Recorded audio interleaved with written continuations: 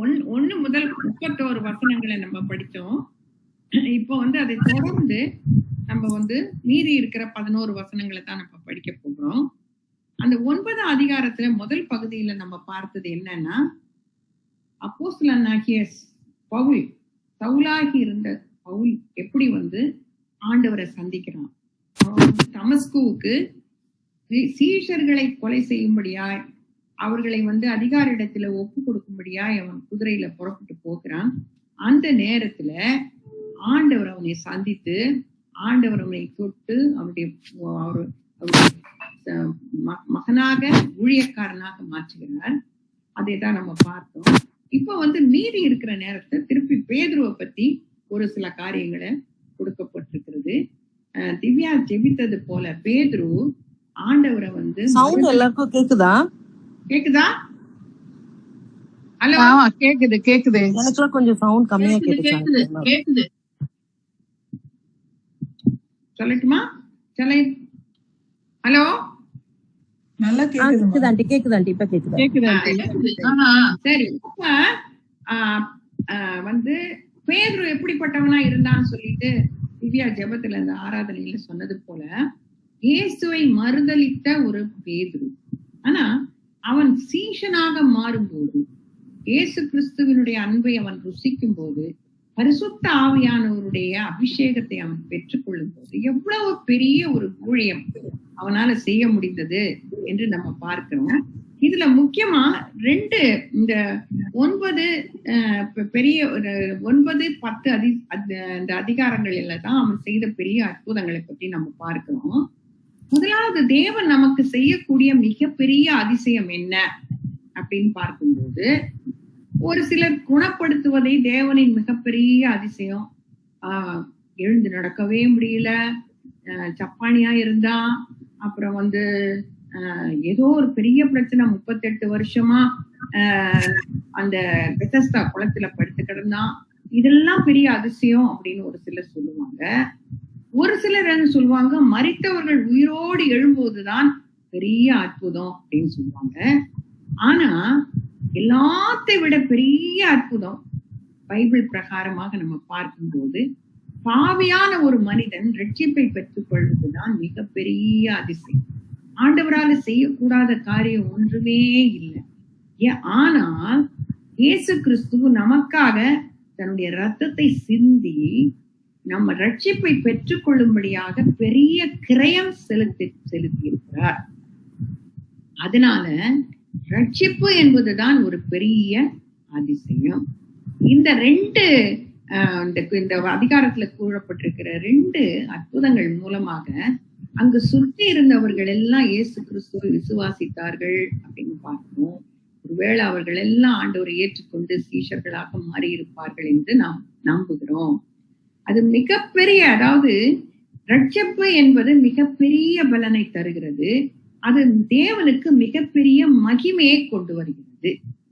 அதுதான் உலகத்திலே நடக்கக்கூடிய ஒரு பெரிய அற்புதம். பாவியான மனுஷன் இயேசு கிறிஸ்துவை ஏற்றுக்கொண்டு அவருடைய மகனாக மகளாக மாறுவதுதான் பெரிய அதிசயம். அப்போஸ்தலர் 9, 10 அதிகாரங்களை நம்ம பார்க்கும்போது, பேதுரு மூலமாக தேவன் செய்த 3 அற்புதங்களை பற்றி வாசிக்கிறோம். இன்னைக்கு 2 தான் நம்ம பார்க்க போறோம். முதலாவது, ஐனையா என்னும் பெயருள்ள ஒரு மனுஷனை குணமாக்கினான். 2வது, மரித்து போன தபித்தாள் என்னும் பெயருடைய ஒரு சீஷியை உயிரோடு எழுப்பினான். 3வது, 100க்கு அதிபதியாகிய கொர்நேலியோ என்னும் பெயர் கொண்ட ஒரு மனுஷனும் அவன் குடும்பத்தாரும் ரட்சிப்பை பெற்றுக்கொள்ள கிருபையின் செய்தியை அவன் கொண்டு வந்தான். அந்த யாரு 100க்கு அதிபதியாக கொர்நேலியோ யாருன்னு பார்த்தா ஒரு புறஜாதியார். அப்ப அந்த புறஜாதியாருக்கு சுவிசேஷம் செல்லும்படியா எப்படி பேதுருவை ஆண்டவர் உபயோகித்தாரு, அவன் மூலமாக அந்த காரியங்களை செய்தாருன்னு சொல்லி 10ஆம் அதிகாரத்தில் நம்ம பார்க்கிறோம். ஒரு பெரிய அற்புதம் என்னன்னா தெய்வீக சுகம். 32 - 35 வரைக்கும் உள்ள வசனங்கள். பேதுரு போய் எல்லாரையும் சந்தித்து வருகையில் அவன் லீத்தா ஊரிலே இருக்கிற பரிசுத்தவான்களிடத்திற்கும் போனான். அங்கே 8 வருஷமாய் கட்டிலின் மேல் திமிர்வாதம் உள்ளவனாய் கிடந்த ஐனையா என்னும் பேருள்ள ஒரு மனுஷனை கண்டான். பேதுரு அவனை பார்த்து,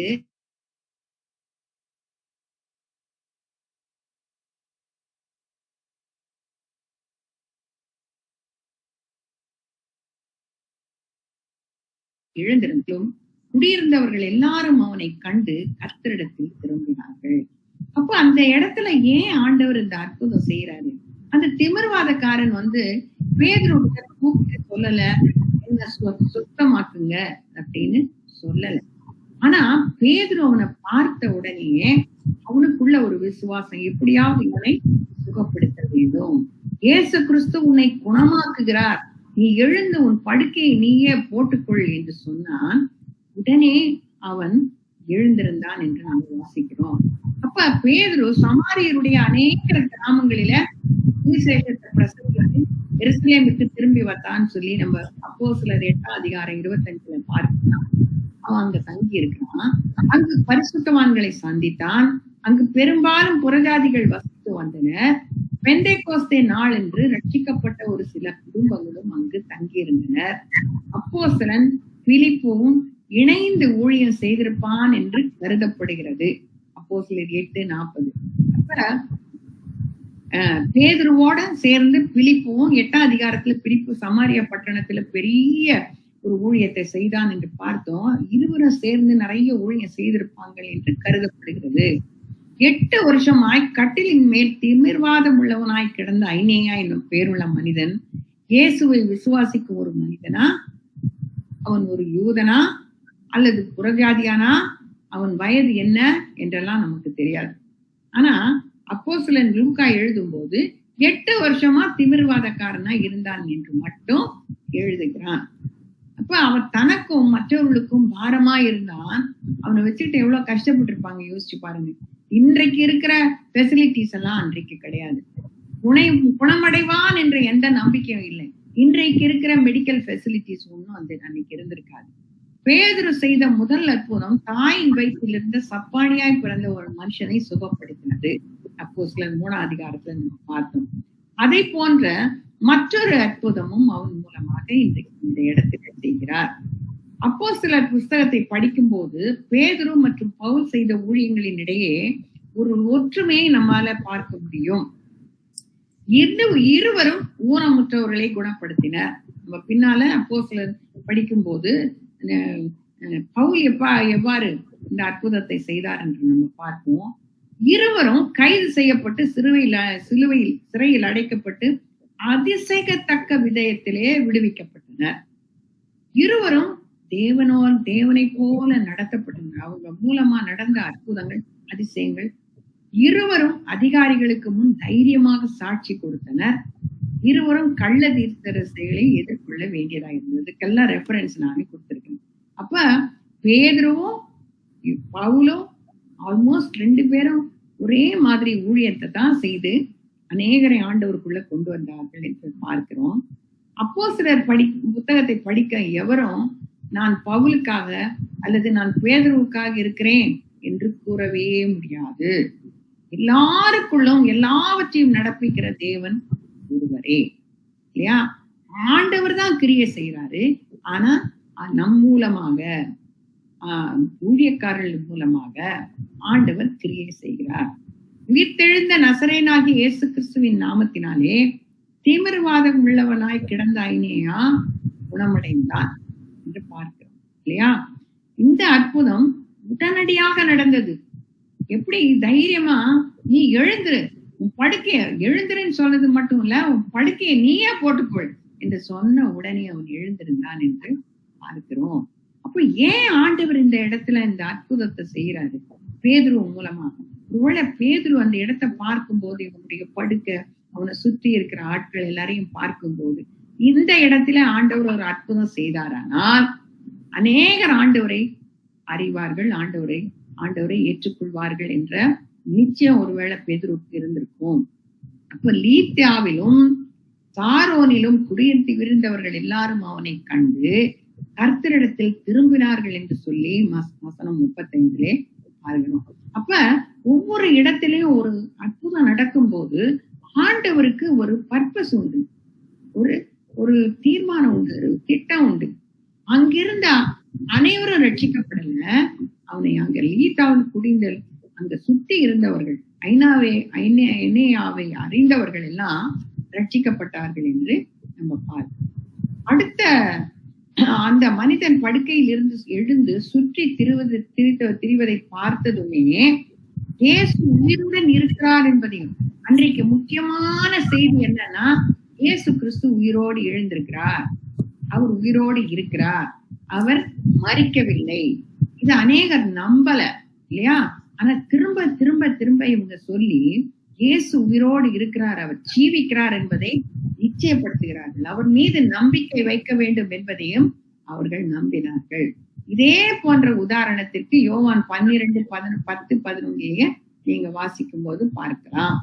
ஐனையா குணமடைந்து மட்டுமல்ல, அநேக அதிசயங்கள் பேதுரு மூலமாக லீத்தா ஊரிலே நடந்தது. அவன் சுவிசேஷத்தை பிரசங்கித்தான், விசுவாசிகளை ஊக்குவித்தான், விசுவாசத்தில் சபையை நிறுவினார். இதுதான் ஒவ்வொரு விசுவாசியும் செய்ய வேண்டிய ஒரு ஊழியம். சுவிசேஷத்தை பிரசங்கிக்கணும், விசுவாசிகளை ஊக்குவிக்கணும், விசுவாசத்திலே சபையை நிறுவணும். ஆடுகளை பராமரிக்கும்படியாகத்தான் இயேசு பேதுருவை நியமித்திருந்தார் இல்லையா? யோவான் 21 3 முறை சொல்றார், சீமோன் ஆகிய பேதுருவே, நீ என்னை நேசிக்கிறாயா? என்னை நேசிக்கிறாயா?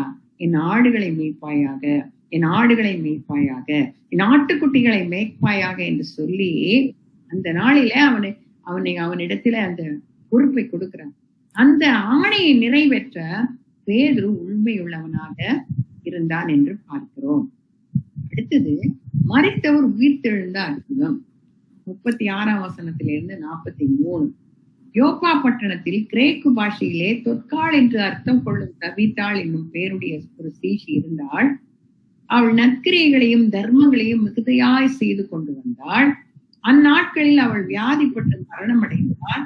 அவளை குடிப்பாட்டி மேல் வீட்டிலே கிடத்தி வைத்தார்கள்.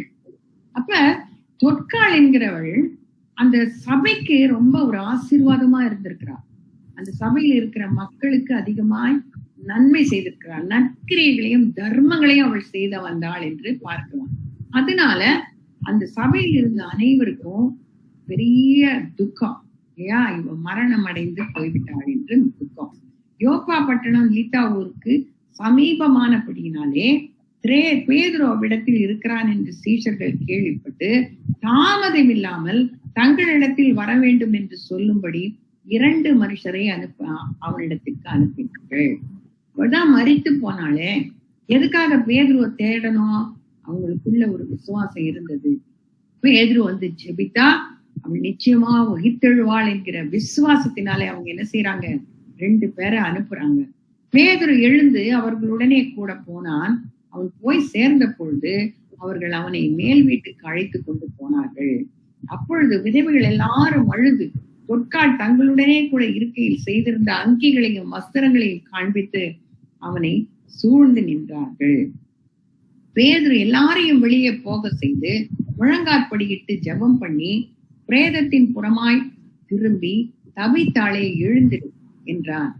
அப்பொழுது அவள் தன் கண்களை திறந்து பேதுருவை பார்த்து உட்கார்ந்தாள். இதுக்காக எல்லாரையும் வெளியே போக செய்யணும் இல்லையா? அவிசுவாசம் இருக்கு, அவிசுவாசத்தோடு இருக்கிறவங்க அங்க இருக்கலாம் இல்லையா? ஒரு மனதோடு ஜபிக்கிற ஜபம் தான் ஆண்டவர் கேட்கிறாரு. அப்ப எல்லாரையும் வெளியில அனுப்பிட்டு அவனை முழங்காற்படிட்டு ஜபம் பண்ணும்போது என்ன நடந்தது? அவளுக்கு பேதுரு அவள் அப்பொழுது அவள் தன் கண்களை திறந்து பேதுருவை பார்த்து உட்கார்ந்தாள். அப்ப மரித்த தபித்தாள், அவள் உயிர்த்தெழுந்தாள். அவன் அவளுக்கு கை கொடுத்து அவளை எழுந்திருக்க பண்ணி பரிசுத்தவான்களையும் விதவைகளையும் அழைத்து அவளை உயிருள்ளவளாக அவர்களுக்கு நிறுத்தினான். இது யோப்பா பட்டணம் எங்கு தெரிய வந்தது. அப்பொழுது அநேகர் கர்த்தரிடத்திலே விசுவாசம் உள்ளவர்கள் ஆனார்கள். பின்பு அவன் யோப்பா பட்டணத்தில் தோல் 17 சீமோன் என்னும் ஒருவனிடத்தில் அநேக நாள் தங்கியிருந்தான் என்று நம்ம வாசிக்கிறோம். அப்ப யோப்பா பட்டணம் வேதத்தில் குறிப்பிடப்பட்டுள்ள ஒரு முக்கிய பட்டணம். யோப்பான்னு சொல்லும் போது உங்களுக்கு எல்லாருக்கும் ஞாபகம் வரும் யோனா தீர்க்கதரிசி. யோனாவின் புஸ்தகத்தை படிக்கும் போது நம்ம பார்த்தோம் இல்லையா? அப்ப ஏன் யோனா தீர்க்கதரிசி இந்த பட்டணத்தில் இருந்து யோப்பாவுக்கு போனான்? யோனா புறஜாதிகளிடம் செல்வதை தவிர்ப்பதற்காக யோப்பாவுக்கு சென்றான். ஆனால் யோப்பாவில் இருந்து இருந்த பேதுரு புறஜாதியார்களுக்கு செல்லும்படி அழைப்பை கொடுத்தான் என்று பார்க்கிறோம். யோனா தேவனுக்கு கீழ்ப்படியாமல் போனதால் புறஜாதியாரின் மாலுமிகளுக்கு பயத்தை ஏற்படுத்த புயலை கர்த்தர் அனுமதித்தார். ஒரு பக்கம் யோனா, இன்னொரு பக்கம் பேதுரு. பாருங்க எவ்வளவு ஒரு கான்ட்ராஸ்ட். பேதுரு கர்த்தருக்கு கீழ்ப்படிந்ததால் தேவன் பரிசுத்த ஆவியின் காற்றை புறஜாதிகள் மத்தியிலே அனுப்பினார். அவன் ஆண்டவருக்கு கீழ்ப்படியில போய் உட்கார்ந்துட்டு, அவருக்கு கப்பல்ல போய் உட்கார்ந்துட்டான். ஆனா பெரிய காற்று வருது, அவனை தூக்கி போடுறாங்க. அந்த இடத்துல ஒரு மீனின் மூலமாக அவனுடைய ஜீவனை காத்தார். இவன் என்ன செய்யறான்? பேதுரு ஆண்டவருக்கு கீழ்ப்படுகிறான் இல்லையா? அதனால பரிசுத்த ஆவியின் காற்றை புறஜாதிகள் மத்தியிலே தேவன் அன்றைக்கு அனுப்பினார். அவர்கள் மிகுந்த மகிழ்ச்சியையும் சமாதானத்தையும் அனுப்புகிறார்கள். எவ்வளவு பெரிய மாற்றம் பார்த்தீங்களா? அப்ப கிரேக்க பாஷையிலே தொற்கால் என்று அர்த்தம் கொள்ளும் தபித்தாள் என்னும் பேருடைய சீஷி நற்கிரைகளையும் தர்மங்களையும் மிகுதியாய் செய்து கொண்டு வந்தாள். அந்த சொசைட்டிக்கு, அந்த கம்யூனிட்டிக்கு, அந்த சர்ச்சுக்கு அவர் ரொம்ப உபயோகமான ஒரு ஒரு ஒரு சீஷியாக இருந்தாள் என்று பார்க்கிறோம். அவளுடைய சேவை சபைக்கு தேவைப்பட்ட போது அவள் இறந்து போகிறாள். அது சபைக்கு அதிக துக்கத்தை கொடுத்தது. அதனாலதான் அவங்க மடமடன் 2 பேரை அனுப்புறாங்க பேதுரு கிட்ட. பேதுரு யோப்பா பட்டணத்தில் இருக்கிறான் என்று கேள்விப்பட்டு விசுவாசிகள் தாமதம் இல்லாமல் தங்களிடத்தில் வர வேண்டும் என்று சொல்லும்படி 2 மனுஷரை அவனிடத்துல அனுப்புறாங்க. பேதுருவை கூட்டிக் கொண்டு வர சொன்னது சீஷர்களின் விசுவாசத்தை காட்டுகிறது. பாருங்க, இவன் மரித்து போயிட்டான்னு சொல்றதுக்காக இல்ல, வாங்க செபிங்க, இவளை உயிரோடு எழுப்ப முடியும்ன்ற விசுவாசம் அவங்களுக்குள்ள இருந்தது. அப்ப நம்முடைய கர்த்தர் பூமியில் ஊழியம் செய்த போது அவர் மரித்தோரை உயிர்த்தெழுப்பினார். இப்போது மகிமையில் உயர்ந்த சிம்மாசனத்தில் இருக்கும் கிறிஸ்து மரித்தவர்களை ஏன் எழுப்ப முடியாது? நிச்சயமாக எழுப்ப முடியும். ஆனா ஏன் அந்த நாள்ல அவரை எழுப்பினார் என்று நம்ம பார்க்கிறோம். பேதுருவுக்கு குணமாக்கும் வல்லமை இருந்தது. தேவனை மகிமைப்படுத்தவும் மக்களுக்கு உதவவும் அவன் தனக்கு தேவன் அளித்த வல்லமையை பயன்படுத்தினான். தன்னை மேம்படுத்துவதற்காக அல்ல. பொதுவாக யூதர்கள் மரித்தவருடைய சரீரத்தை சுத்தம் செய்த பிறகுதான் வாசனை பொருட்களால் அபிஷேகம் செய்வார்கள். அவங்களுக்கு பயங்கர சடங்குகள் இருந்தது. இன்றைக்கு பல சொசைட்டில, பல கம்யூனிட்டியில மரித்து போனவங்களை என்னென்ன செய்யணும்னு சொல்லி இதெல்லாம் ஒரு சடங்குகள் இருக்கிறத போல யூதர்கள் மத்தியில நிறைய சடங்குகள் இருக்குது. அதை ரொம்ப ஸ்ட்ரிக்டா அவங்க அனுசரிப்பாங்க. ஆனா பேதுரு அங்கு போய் சேர்ந்த பொழுது எல்லாரும் அழுதுகிட்டு இருக்காங்க. தொற்கால் தங்களுடனே இருக்கையில் எல்லாம் செய்த எல்லா காரியங்களையும் காண்பித்து அவங்க அழுதுகிட்டு இருக்காங்க. அரசாங்கத்தின் மூலமாக இந்த விதவைக்கு எந்த உதவியும் இல்லை. ஆனால் சபைக்கு ஒரு பொறுப்பு இருந்தது இல்லையா? இந்த சம்பவத்தை கிறிஸ்து யவீருவின் மரித்த மகளை உயிரோடு எழுப்பின சம்பவத்தோடு ஒப்பிடலாம். மார்க் 5ஆம் அதிகாரத்துல நம்ம இந்த சம்பவத்தை பார்க்கிறோம். 2 சம்பவத்திலும் துக்கத்தில் இருந்தவர்கள் அறையில் இருந்து வெளியேற்றப்பட்டனர். இயேசு கிறிஸ்து அந்த அறைக்கு போன உடனே பேதுருவையும் யோவானையும் யாக்கோபையும் தவிர மீதி பேர் எல்லாரையும் வெளில அனுப்பிச்சிட்டார் இல்லையா? அதே மாதிரி பேதுரு என்ன செய்யறான்? எல்லாரையும் வெளியில அனுப்பி அவனே முழங்கால் படியிட்டு ஜெபிக்க ஆரம்பிக்கிறான். அங்க பேசப்பட்ட வார்த்தைகளும் கிட்டத்தட்ட ஒரே மாதிரி இருந்தது. இயேசு கிறிஸ்து என்ன சொன்னாரு? தலிதா குமி, சிறுமி எழுந்திரு. பேதுரு என்ன சொல்றாரு? தபிதா குமி, தபிதா எழுந்திரு. இயேசு அந்த பெண்ணிடம் பேசுவதற்கு முன்பு அந்த பெண்ணின் கையை பிடித்தார். அவர் சம்பிரதாயப்படி அசுத்தமாக்கி விடுவார் என்று பயப்படவில்லை. அதே போல பேதுருவும் உயிரோடு எழுந்த பிறகு தொற்காலை கையை பிடித்தார்.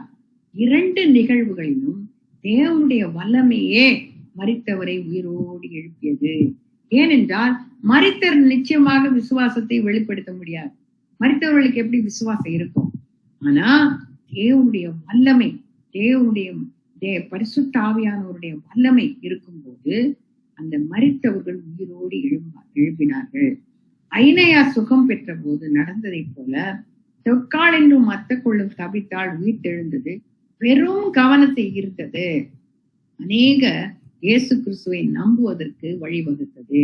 அப்ப ஆண்டவர் எப்படி உயிரோடு எழுப்பினாரோ அந்த இடத்துல எல்லாரும் ஆண்டவர் ஆண்டவரை அறிகிற ஒரு பெரிய கிருபை அந்த இடத்துல இறங்கினது போல பேதுரு மூலமாய் மரித்தவரை உயிரோடு எழுப்பின போதும் அநேகர் இயேசு கிறிஸ்துவை நம்புவதற்கு அது வழிவகுத்தது.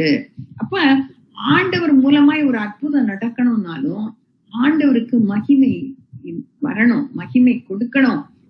அந்த இடத்திலே ஒரு அற்புதம் எல்லாத்துக்கும் மேல அநேகர் ரட்சிக்கப்படும்படியான ஒரு அற்புதம் நடக்கணும் என்று நம்ம பார்க்கிறோம். யோப்பாவில் தங்கி இருந்த பல நாட்களில் பேதுரு இந்த புதிய விசுவாசிகளை வார்த்தையின் சத்தியத்தில் நிறைவேற்றுவதற்கான வாய்ப்பை பயன்படுத்தினார். நிறைய நாள் அங்க பேதுரு அங்க தங்கி இருந்தான் என்று பார்க்கிறோம். ஏன்னா அற்புதங்களின் மூலமாக மட்டுமே பெற்றுக்கொண்ட விசுவாசம் போதுமானதல்ல. நம்ம கொஞ்ச நேரம் அதுதான் நம்ம பார்க்க போகிறோம். விசுவாசிகள்னா என்ன, சீஷர்களாவதுனா என்ன? அப்ப விசுவாசத்தினாலே நம்ம ரட்சிக்கப்படுகிறோம். ஆனா அந்த ரட்சிப்பு மட்டும் போதாது, கிறிஸ்துவுக்குள்ள வளரணும், நம்ம சீஷர்கள் ஆகணும் இல்லையா? அது ரொம்ப ரொம்ப முக்கியமான காரியம். அப்ப அதுக்கு ஏதோ சர்ச்சுக்கு போறோம், வர்றோம், ஜெபிக்கிறோம், வேதத்தை வாசிக்கிறோம் இல்ல.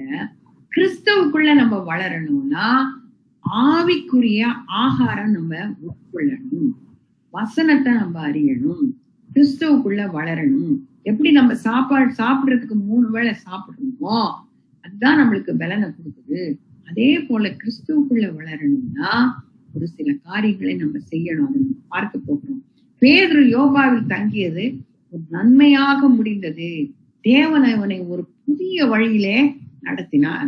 இன்றைக்கு பெரிய பெரிய பெரிய ஊழியக்காரெல்லாம் பாருங்க, ஒரு ஊர்ல இருந்து தாங்குறாங்க, இன்னொரு ஊருக்கு போவாங்க. அவங்க செய்யறது தப்புன்னு நான் சொல்லல.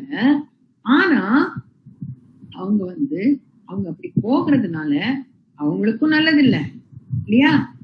அந்த எந்த இடத்துல ஊழியம் செய்யறாங்களோ அது முழுமையான ஒரு பிரயோஜனம் உள்ளதா இருக்காது. அதனால தங்கி இருந்து அங்க இருக்கிற விசுவாசிகளை சீஷர்களாக மாற்றுவதற்கான ஒரு பெரிய ஒரு காரியத்தை அவன் செய்கிறான் என்று நம்ம பார்க்கிறோம். சரி, அவர்கள் தனிமையில் தேவனோடு நேரம் செலவழிக்கவும், வேதத்தை தியானிக்கவும், ஜெபிக்கவும், குறிப்பாக பெரிய அற்புதங்களை அனுபவித்த பிறகு இதற்காக நேரத்தை எடுத்துக் கொள்வதும் மிக மிக அவசியம். அந்த காலத்துல வேதம் இல்ல, பழைய ஏற்பாடுதான் இருந்தது. ஆனாலும் அவங்களுக்கு சொல்லி கொடுக்க வேண்டிய பெரிய ஒரு ரெஸ்பான்சிபிலிட்டி பேதுருக்கு இருந்தது. ஏராளமான நோயாளிகளை பேதுரு குணப்படுத்தி இருக்க கூடும். ஆனா தேவனுக்கு அவனை பற்றி வேறு பல திட்டங்கள் இருந்தன. அடுத்த அதிகாரத்துலதான் நம்ம பார்க்க போகிறோம். அவனுடைய ஆட்டிடியூடு, அவனுடைய திங்கிங், அவன் என்னெல்லாம் பெருசா நினைச்சிட்டு இருந்தானோ, யூத மார்க்கத்துல இருக்கிற பல சடங்குகள் எல்லாத்தையும் பெருசா நினைச்சிட்டு இருந்தான். அது எல்லாத்தையும் ஆண்டவர் உடைச்சு போட்டு எப்படி புறஜாதிகள் மத்தியில அவங்க அந்த கொர்நேலியோ வீட்டுக்கு அனுப்பி அங்க எவ்வளவு பெரிய அற்புதம் நடக்க போகிறது என்பதை நம்ம பார்க்க போகிறோம். அப்ப அவனை குறித்து பல திட்டங்கள் இருந்தது. எல்லாத்துக்கும் மேலாக பாருங்க, அதெல்லாம் செய்து முடிச்ச பிறகு அவன் எங்க தங்கி இருக்கான்? தோல் பாதனிடம் தொழிலாளியின் வீட்டில் பேதுரு தங்கியிருந்தது குறிப்பிடத்தக்கது. ஏன் இதெல்லாம் ஆண்டவர் எழுதுறாரு பாருங்க. ஏன்னா தோல் பதனிடுபவர்களை யூதர்கள் சேர்த்துக்கவே மாட்டாங்க. அவங்க அசுத்தமானவர்கள். இன்னைக்கும் அப்படி பல காரியங்கள் நடக்குது இல்லையா? இவங்க அசுத்தமானவங்க, இவங்க சரியில்லை, இந்த ஜாதி அந்த ஜாதி அப்படின்னு கிறிஸ்தவர்களுக்குள்ளேயே எவ்வளோ பாகுபாடுகள் இருக்குது. அதே மாதிரி அவனுக்கும் பல சடங்குகள் இருந்தது, பல யோசனைகள் இருந்தது, பல தவறான காரியங்கள்ல அவன் மாட்டிக்கிட்டு இருந்தான். ஆனா ஆண்டவர் என்ன செய்யறாரு? தோல் பதனிடப்படுகிற ஒரு மனுஷன் வீட்டுல அங்க தங்க வைக்கிறார் இல்லையா? தேவன் யூத சட்டவாதத்திலிருந்து பேதுருவை தனது அற்புதமான கிருபையின் சுதந்திரத்திற்கு நகர்த்தி கொண்டு வந்தார். முதலாவது பேதுரு தானே தன்னை மாற்றிக்கொள்கிறான். வேதத்தின்படி ஆண்டவருடைய கட்டளைகளின்படி கற்றுக்கொள்கிறான். அதே மாதிரி மற்றவர்களையும் அவன் சீஷனாக மாற்றுகிறதை நம்ம பார்க்கிறோம். சரி, இந்த வேத பாடத்தின் மூலமாக நம்ம என்ன கற்றுக்கொள்கிறோம்? கொஞ்சம் எல்லாம் பேசுங்க. என்ன கற்றுக்கொள்கிறோம்? ஹலோ, கொஞ்சம் மியூட் எடுத்து விடுமா. என்ன ஏதாவது கற்றுக்கொள்கிறோமா?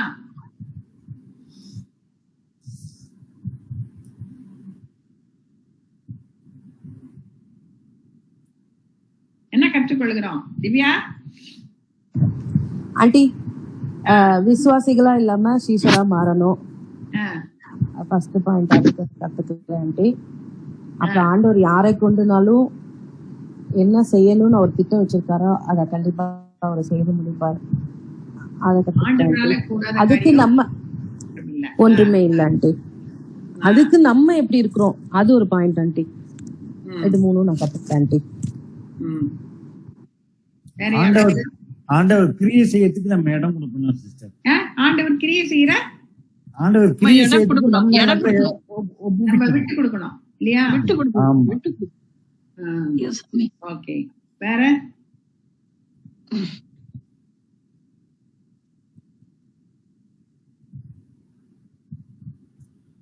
அவர் மிக 6:8 சொல்ற பிரகாரம் நியாயத்தை விரும்பி அன்பு செலுத்தின எல்லா இடத்துலயும் நியாயத்தை விரும்பி மனத்தாழ்மையா இருந்து இரக்கத்தை சிநேகிக்கணும். அதுதான் இரக்கம் செய்யணும். அதுதான் முக்கியம் வாழ்க்கையிலே. Very good, very good. சரி, அது நம்ம தொற்காளுடைய லைஃப்ல பார்க்கிறோம் இல்லையா? அவ உபயோகமுள்ள ஒரு ஸ்திரீயாய், மற்றவர்களுக்கு உபயோகமுள்ள ஸ்திரீயா இருந்தாள் இல்லையா? She was a blessing to the whole church இல்லையா? சரி, அடுத்த கேள்வி. பேதுரு மரித்தவர்களை உயிரோடு எழுப்பினதை போல விசுவாசிகளாகிய நம்மால் செய்ய முடியுமா? பணித்தலங்கள்ல நடக்கிறது. பணித்தலங்கள்ல நம்ம மிஷினரி எல்லாம் போன இடங்கள்ல நடக்கிறது. வட இந்தியாவில் நிறைய இடத்துல நடக்குது. கரெக்ட், நடக்குது இல்லையா? அதனால முதலாவது ஆண்டவருடைய சித்தம் இருக்கணும். ஆண்டவர் ஏதோ அந்த இடத்துல செய்ய போகிறார் என்கிற அந்த நிச்சயம் இருந்ததுன்னா நிச்சயமா நம்மளால கூட எழுப்ப முடியும். ஏன்னா நம்ம இல்ல, பரிசுத்த ஆவியானவர் தான் அதை செய்யறாரு, தீர்மானிக்கிறவர் அவரு. ஆமா ஆமா. முடியும் என்றால் எவ்வாறு? முடியாதுன்னு யாரும் சொல்லல இல்லையா? யாரும் சொல்லல. சரி, அடுத்தது, நாம் ஒவ்வொருவரும் விசுவாசிகளா அல்லது சீஷர்களா? சீஷர்கள் ஆண்டி. சீஷர்களா? அப்ப சரி, விசுவாசிகள்னு சொல்றவங்க எத்தனை பேர்?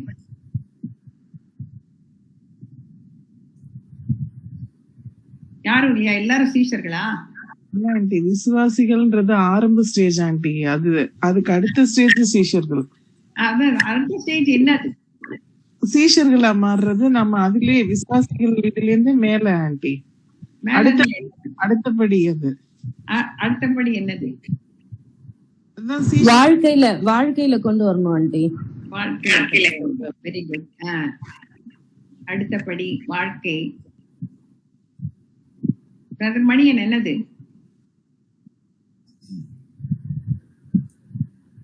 விசுவாசித்தால் கர்த்தருடைய மகிமை காண்பாய்ன்னு நம்ம படிச்சது மாதிரி நமக்கு நடக்குது இல்லம்மா?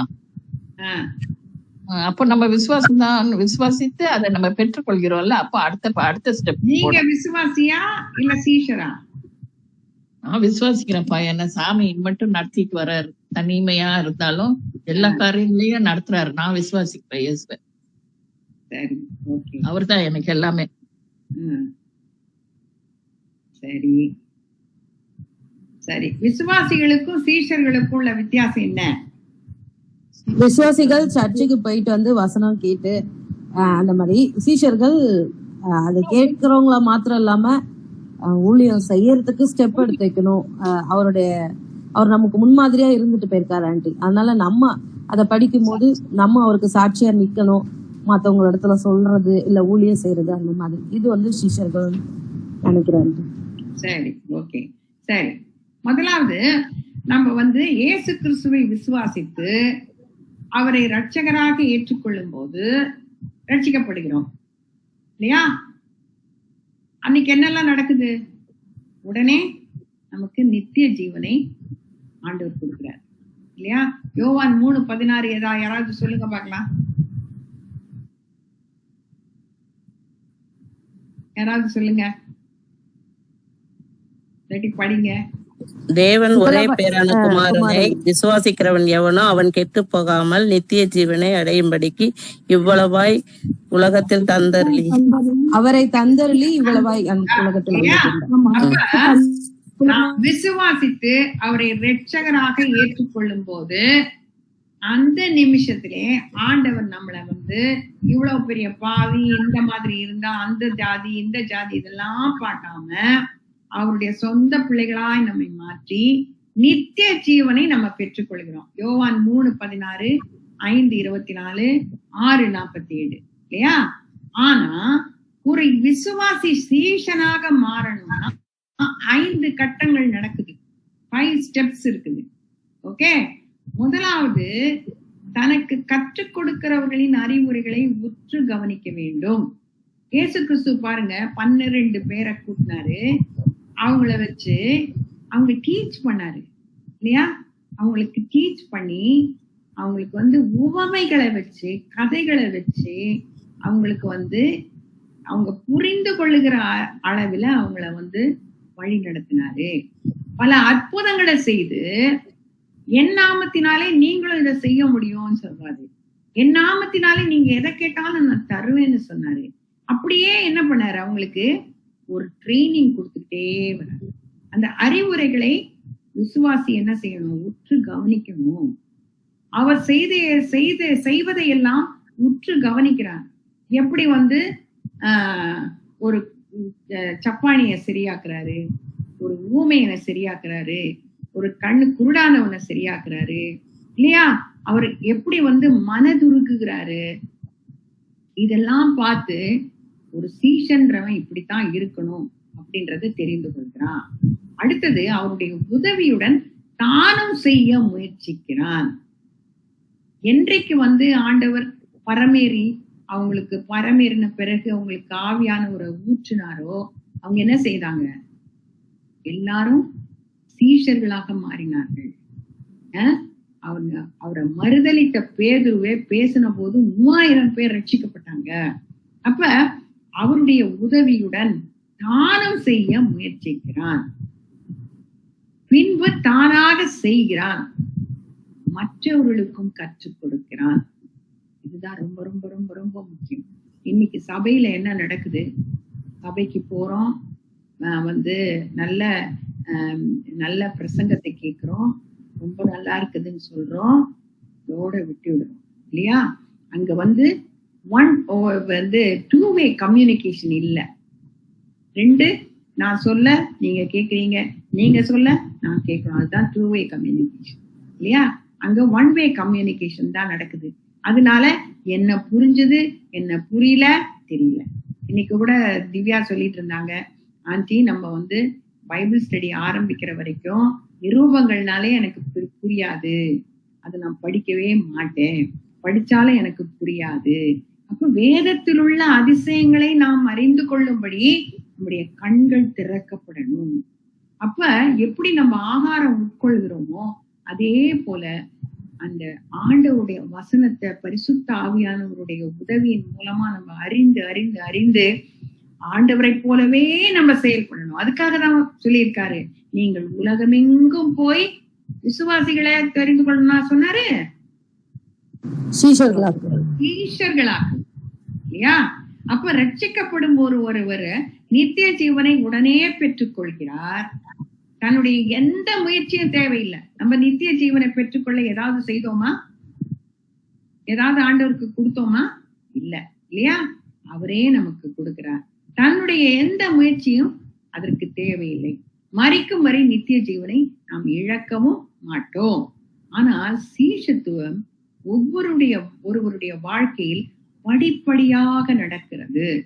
இப்ப நாங்க மயிலாப்பூர்ல இருக்கும்போது, நொளம்பூர்ல இருக்கும்போது நிறைய பேர் ஆண்டவருக்குள்ள கொண்டு வந்தோம். அவங்கள ஆண்டவருக்கு அந்த சர்ச்சுக்கு கூட்டிட்டு போனோம். அவங்களுக்கு ஞானஸ்நானம் எல்லாம் கொடுக்கறதுக்கு உதவி செய்தோம், எல்லாம் செய்தோம். ஆனா அவங்க வளர்றாங்களா? நுழம்பூர்ல நல்லா அழகா வளர்ந்து ஒரு சபையே ஆரம்பிச்சுட்டாங்க இங்க. ஆனா பல இடத்துல அது நடக்கல. நிறைய பேருக்கு ரட்சிப்புனா என்னன்னு தெரியல, ஞானஸ்நானம்னா என்னன்னு தெரியல. அதனாலதான் இங்க வந்து இந்த பைபிள் ஸ்டடியை ஆரம்பிச்சோம். நாங்க எப்படியாவது ஆண்டவருக்குள்ள வளரணும், ஒவ்வொருவரும் சீஷராக மாறணும் இல்லையா? ஒரு சீஷன் தான் இன்னொரு சீஷனை உருவாக்க முடியும். அதனாலதான் நான் கஷ்டப்பட்டு இந்த பைபிள் நோட்ஸ் எல்லாம் ப்ரிப்பேர் பண்றேன். அதை நீங்க திருப்பி படிச்சு உங்களுக்குள்ள நீங்க வளரணும். வேற ஒரு மத்தேயு 10:37-39 வரைக்கும் சீஷத்துவத்தை பற்றி இயேசு கூறுறாரு. அதுல முக்கியமான வசனம், தான் சிலுவை எடுத்துக்கொண்டு என்னை பின்பற்றாதவன் எனக்கு பாத்திரம் நல்லன்றாரு. அப்ப சிலுவையை எடுத்துக்கொண்டு என்ன அர்த்தம்? வாழ்க்கையில சந்திக்கும் பிரச்சனைகளா? அப்படித்தானே சொல்றாங்க. நீ சிலுவையை சுமந்தாதான் சரி, அப்படித்தானே சொல்றாங்க. உபத்திரவங்களா, குறைவுகளா, சரீர வேதனைகளா? என்ன சிலுவைனா என்ன? உலகப்பற்று இல்லாம, உலகப்பற்று இல்லாம அவருக்காக ஜீவிக்கணும்ன்ற ஒரு தீர்மானம், அவருக்காக வாழணும், அவருடைய மகிமை, அவரை மகிமைப்படுத்திட்டே வாழணும்ன்ற ஒரு தீர்மானம். அதாவது ஒரு முழுமையான அர்ப்பணிப்பு. ஒரு முழுமையான அர்ப்பணிப்புன்னு சொல்லும் போது செல்ஃப், சுயம் மறிக்கணும். பாட்டு ஒன்று இருக்குல்ல, ஞாபகம் இருக்குல்ல உங்களுக்கு? அர்ப்பணித்தேன் என்னை முற்றிலுமாய் ஒரு பாட்டு. அப்ப முழுமையான அர்ப்பணிப்பு. அதுதான் பவுல் அப்போஸ்தலன், இனி ஜீவிப்பது நான் அல்ல, கிறிஸ்துவே ஜீவிக்கிறார். அடுத்தது அவருடைய வார்த்தைகளுக்கு கீழ்ப்படிதல் இல்லையா? எப்போதும் அங்கிள் சொல்லுவாங்க, நம்ம ஒருத்தரை மன்னிக்கலன்னா ஆண்டவர் நம்மள மன்னிக்க மாட்டார் இல்லையா? அப்ப அவருடைய வார்த்தைகளுக்கு நல்லதெல்லாம் எடுத்துக்குவோம். ஆனா ஆண்டவர் சில காரியங்களை சொல்லும் போது நம்ம செய்யறது இல்லை. முழுமையாக அவரை பின்பற்றுதல், அவர் செய்த காரியங்களை தானும் செய்தல். எங்க போனாலும் அவர் மனதுருகத்தோட பார்த்தாரு.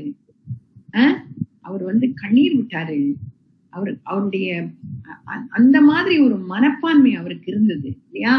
நன்மை செய்கிறவராகவே சுற்றி திரிந்தார். இதுதான் தன் சிலுவையை எடுத்துக்கொண்டு இயேசுவை பின்பற்றுதல். அப்ப எனக்கு ஆண்டவரே இது வேணும், அது வேணும், இது வேணும், அது வேணும் இல்ல. ஆண்டவரே உம்முடைய சித்தம் எனக்குள்ள நிறைவேறணும். என்ன எதுக்காக இந்த உலகத்தை வைத்தோம்? நம்ம நினைக்கிறோம் நம்ம பிள்ளைகளுக்காக, நம்ம குடும்பத்துக்காக, நம்ம அதுக்காக இதுக்காக, இதெல்லாம் இல்ல. தேவன் தமக்காக நம்மை தெரிந்து கொண்டார். அதனால்தான் ஆண்டவர் சொல்ல, முதலாவது தேவனுடைய ராஜ்யத்தையும் அவருடைய நீதியையும் கேடுங்கள், அப்பொழுது இவைகள் எல்லாம் உங்களுக்கு கொடுக்கப்படும். வேற ஒரு இது போட்டிருக்கேன் பாருங்க. ஒரு பக்கத்துல விசுவாசிகள்னா யாரு, சீஷத்துவம்னா என்ன? விசுவாசிகளுக்கு நித்திய ஜீவனா ஆண்டவர் கொடுக்கிறாரு. ஆனா சீஷத்துவம் முழுமையான அர்ப்பணிப்பு. விசுவாசிகளுக்கு நித்திய ஜீவன் இலவசமா கொடுக்கிறார், ரட்சிப்பை இலவசமா கொடுக்கிறார், சொந்த பிள்ளைகளா ஏற்றுக்கொள்றார். நம்ம ஒண்ணுமே செய்யல இல்லையா? நீதிமானா மாற்றுறாரு இல்லையா? நம்மளுடைய பரலோகத்துல நம்மளுடைய பேரெல்லாம் எழுதி வச்சிடறாரு. எவ்வளவு பெரிய பாக்கியம். ஆனா சீஷத்துவம் அப்படி இல்லை, வெளியேற பெற்றது. நமக்குதான் அதிகமான ரெஸ்பான்சிபிலிட்டி இருக்குது. அடுத்தது அதை நம்ம விசுவாசத்தினாலே பெற்றுக்கொள்கிறோம். எப்படி நித்திய ஜீவனை பெற்றுக்கொள்கிறோம்? எப்படி ரட்சிப்பை பெற்றுக்கொள்கிறோம்? இயேசு கிறிஸ்து எனக்காக மரித்தாரு, என்னுடைய பாவங்களை எல்லாம் ஏற்றுக்கொண்டாரு அப்படின்னு நான் விசுவாசிக்கிறேன். அதனால நான் பெற்றுக்கொள்கிறேன். ஆனா இது அப்படி இல்லை. அர்ப்பணிப்பு பிளஸ் கீழ்ப்படிதல் ரெண்டும் இருந்தாதான் நம்ம சீஷர்களாக மாற முடியும். கிரியையினால் அல்ல. நான் எதுவும் செய்யல, நான் எதுவும் கொடுக்கல, ஆனா ஆண்டவர் என்னை ரட்சித்தாரு. ஆனா இது கிரியின் மூலமாக நான் பெற்ற அனுபவம் மற்றவர்களும் பெறணும். நான் பெற்ற சந்தோஷம், நான் பெற்ற விடுதலை மற்றவர்களும் செய்யணும். அதுதான் கிரியை இல்லையா?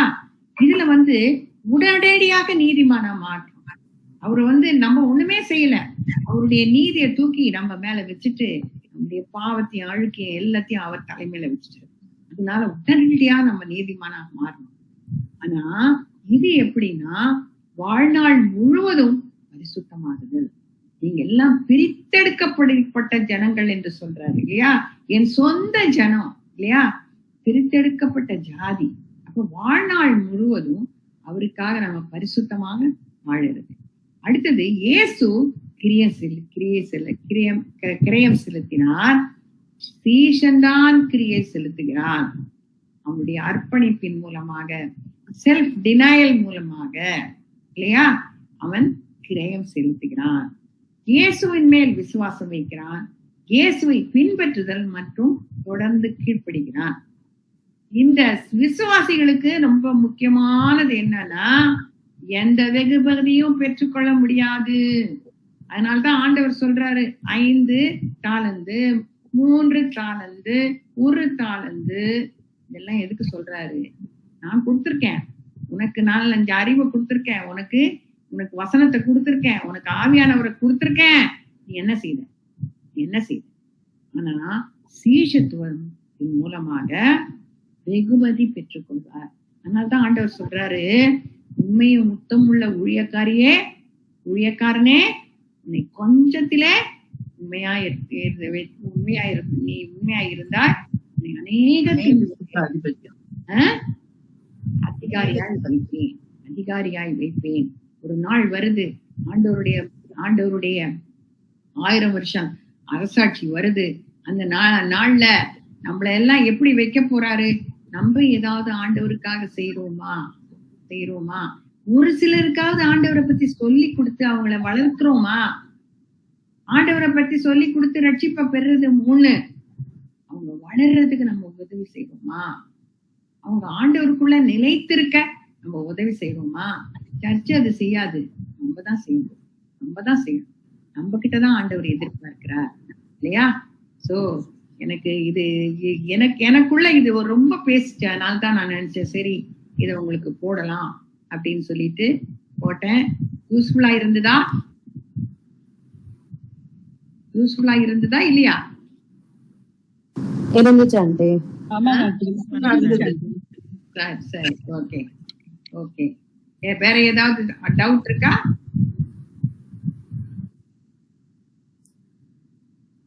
டவுட் இல்லைன்னா ஜெபிக்கலாமா? உதயா டவுட் இருக்கா? இல்லங்க ஆண்டி. என்னமா? நம்ம சபை பீட்டர் இன்னைக்கு வரலையா? இல்லங்க ஆண்டி. காணுமே. எங்க வெளியே போயிருக்காங்க போல ஆண்டி. நான்